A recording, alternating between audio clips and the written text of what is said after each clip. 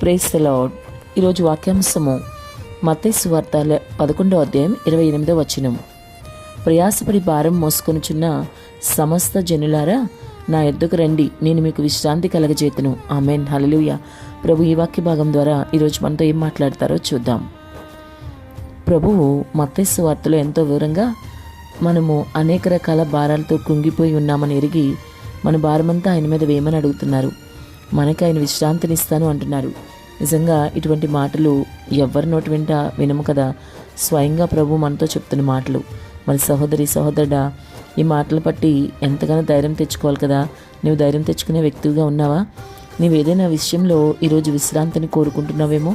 ఎన్నో భారాలతో జీవితంలో బహుగా నీవు కృంగిపోయి ఉన్నావేమో.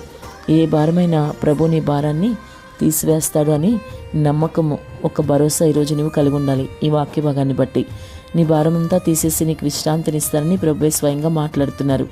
అధికమైన భారంతో ఏ విషయంలోనైనా సరే నిందలు పడుచున్నావేమో, అవమానకరమైన స్థితిని నువ్వు మోస్తున్నావేమో. ఇక ఆ భారం అంతా కూడా ఇప్పటి వరకు మోసింది చాలు, ఇక మీద ప్రభు మీద వెయ్యి, ఆయనే చూసుకుంటారు. నీ భారాన్ని అవమానాన్ని తొలగించగల సమర్థుడు ఆయన మాత్రమే. కాబట్టి నీకు ఆయన విశ్రాంతి ఇవ్వగలడు అని నమ్మి ఆయన వైపు చూస్తూ నీ ఆత్మీయ జీవితంలో ముందుకు వెళ్ళు. అంతేకాదు, ఒక మాట విను, ప్రభు నీ భారమంతా తీసివేసి నిన్ను స్థిరంగా ఉంచుతాడు. అంతేకాదు, సిద్ధపడతాడు ఆయన. నీ భారమంతా తీసేసి నీకు విశ్రాంతి ఇవ్వడమే కాకుండా నీకు ఆ భారం నుంచి విడుదలిస్తాడు. అయితే నువ్వు ఈ విషయాన్ని నమ్మాలి.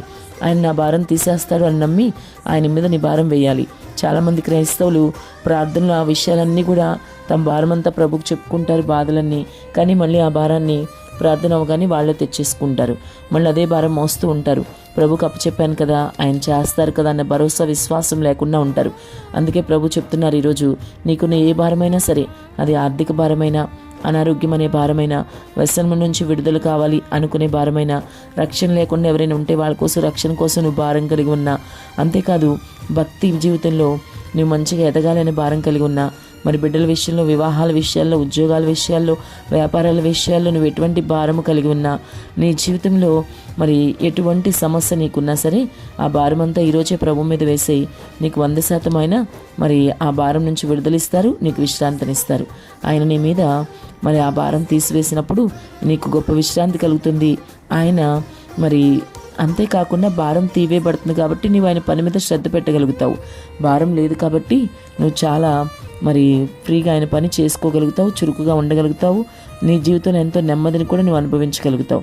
కాబట్టి ఇంకెందుకు ఆలస్యం? నీ భారమంతా ఆయన సన్నిధిలో ప్రార్థించి నీ భారాలన్నీ ఆయనకు చెప్పుకుని ఆయన మీద వేసి నువ్వు మాత్రం ఆయన ఇచ్చే విశ్రాంతి తీసుకో.